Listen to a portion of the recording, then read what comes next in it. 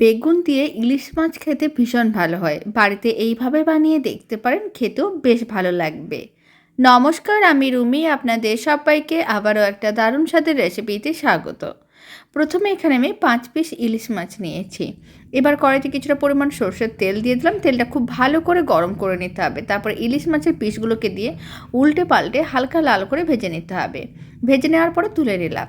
এখন আমি কড়াইয়ের মধ্যে দিয়ে দিলাম অল্প একটু কালো জিরে, আর অল্প একটু লবণ, আর দিয়ে দিলাম লঙ্কার গুঁড়ো। এবার আমি দিয়ে দিচ্ছি কেটে রাখা বেগুন।